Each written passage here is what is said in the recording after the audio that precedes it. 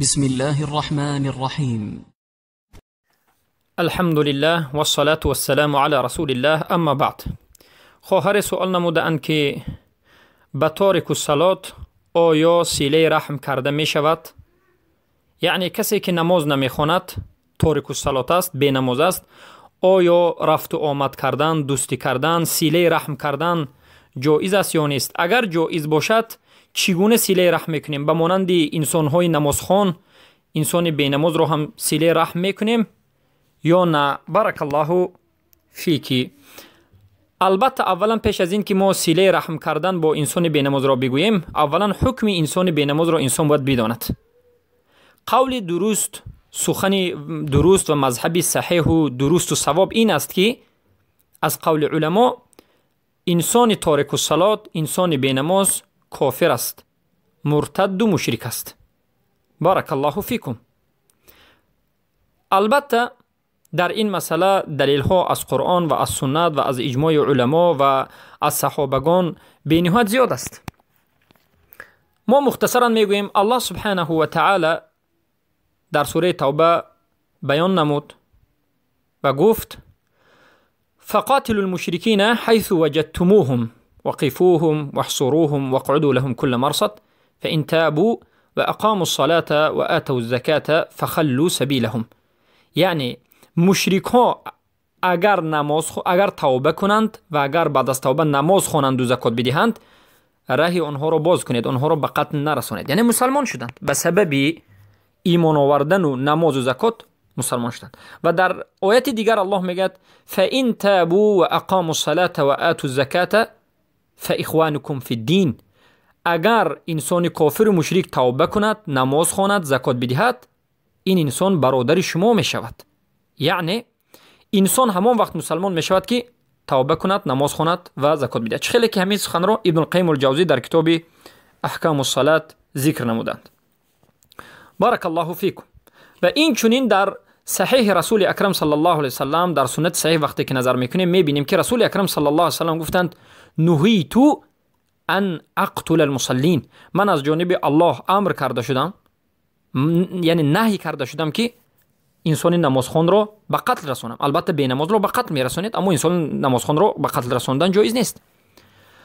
و این چنین حدیث دیگر است که صحابگان به رسول اکرم صلی الله علیه وسلم گفتند امرای از قوم ما، یعنی رئیسان ما، سرداران ما، امرای ما، امیرهای ما، یعنی ظلم میکنند، نماز رو از وقتش تأخیر میخوانند، آیا ما به اونها رو به قتل رسانیم، اونها رو یعنی به اونها خروج بکنیم؟ رسول اکرم صلی الله علیه و سلم گفتند لا ما داموا یقیمون الصلاة.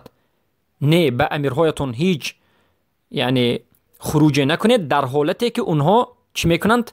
نماز میخوانند. و در حدیث دیگر اومده است که رسول اکرم صلی الله علیه و سلم گفتند وقتی که امیرها رو دیدید، ولی الامر رو دیدید که کفر بواح کرده است، کفر آشکار کرده است، خروج بکنید. این هر دو حدیث رو وقتی که جمع میکنیم میبینیم که ترک کردن نماز این کفر بواح، یعنی کفر آشکار است. بارک الله فیکم. و این چنین رسول اکرم صلی الله علیه و سلم رو وقتی که پرسیدند از اسلام، رسول اکرم صلی الله علیه و سلم بیان نمودند که اسلام این لا اله الا الله گفتن است و خواندن نماز و دادن زکات و داشتن روزه و رفتن به حج. البته نماز این بزرگترین عملی اسلام است و ستون دین بعد از توحید کلمه لا اله الا الله است و تارکش کافر است و مرتد است. بارک الله فیکم. پس این چنین از اجماع، وقتی که به اجماع علما نظر میکنیم میبینیم که اسحاق ابن راهوی اجماع را نقل کردند و بعضی از علما از امام شافعی ذکر میکنند، اجماع را نقل کردند که تارک الصلات کافر است و صحابگان همه اجماع میکردند که تارک الصلات کافر است. خیلی که ما مسلم رد میکنند که صحابه میگفتند ما نرون شیئا من الاعمال ترکه کفر غیر الصلاه. از عمل ها یگان عمل رو ترکش رو کفر نمیدونستیم غیر از نماز. و رسول اکرم صلی الله علیه و آله گفتند در حدیث که العهد الذي بيننا وبينكم الصلاه فمن تركها فقد كفر. عهدی که بین من و بین شما است این نماز است. هر کسی که نماز رو ترک کرد به تحقیق مشرک شده است، یعنی فقط کفر، البته کافر شده است. و البته در روایت دیگر آمده است که هر کسی که نماز را ترک کرده است فقط اشرک، یعنی هر کسی که نماز را ترک کرده است به تحقیق به الله شرک قرار داده است. این چنین روایت هم آمده است. برای همین آدم تارک الصلات را کسی که نماز نمیخواند هم کافر گفته میشود هم مشرک گفته میشود. چرا که رسول اکرم صلی الله علیه و آله تارک الصلات را هم مشرک و هم کافر گفتند. بارک الله فیکم. پس این حدیث های صریح و این اجماع صحابه و این آیات ها به ما دلالت میکرد که تارک الصلات کافر است و همین قول درست و صحیح و صواب است و دلالت قرآن و سنت و اجماع به همین است. بعد از این که فهمیدیم تارک الصلات کافر است، یعنی کسی که خود را مسلمان میخواند و مسلمان میداند و نماز نمیخواند کافر است، مرتد است. ما به این انسان چگونه معامله میکنیم؟ معامله به مانند اهل کفار میکنیم. اگر دولت اسلامی باشد البته بی نماز را میگیرند.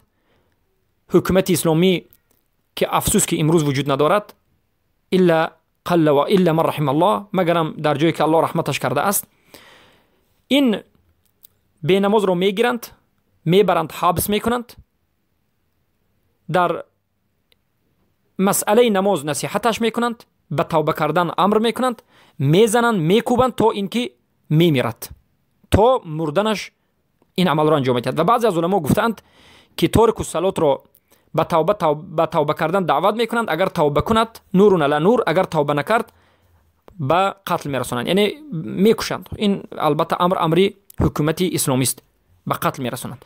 اما در مسئله قتل کردن علما اختلاف کردند که آیا این کشتنش حد است یا که کفر است. البته قول راجح همین است که حد نیست، بلکه وقتی که به قتل میرسید قتل ریده، همچون ریده و همچون کفر قتل کرده میشود.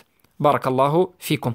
پس به انسان بی نماز صله رحم کردن درست نیست. صله رحم البته چندین نمودهای خاص خود را دارد. صله رحم کردن البته از انسان به انسان دیگر فرق میکنه. صله رحم کردن به پدر و مادر البته در حالتی که با موافق قرآن و سنت باشه جایز است. خیلی که الله سبحانه و تعالی گفت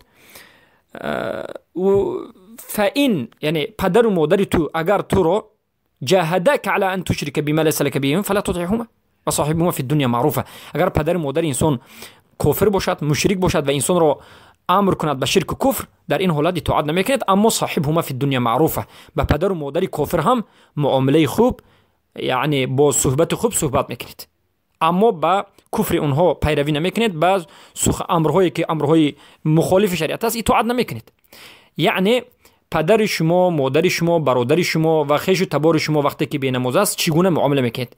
به خاطر دعوت به پدر و مادرتون همیشه خیلی که امر الله است صحبت و معامله خوب میکنید، اما غیر پدر و مادر به دیگران شما به مصلحه و مفسده نظر میکنید. وقتی که به اونها مقصد رفت و نکردن و صحبت نکردن و از اونها دور شدن به اونها تاثیر گذارد و سبب توبه اونها شود، از اونها دور میشد و اونها حتما یگون معامله نمیکنید. اما وقتی که از اونها دور شده تا بدتر اونها کفر و به شرک روند، در این حالت به خاطر دعوت به اونها رفت و آمد میکنید، اونها رو نصیحت میکنید.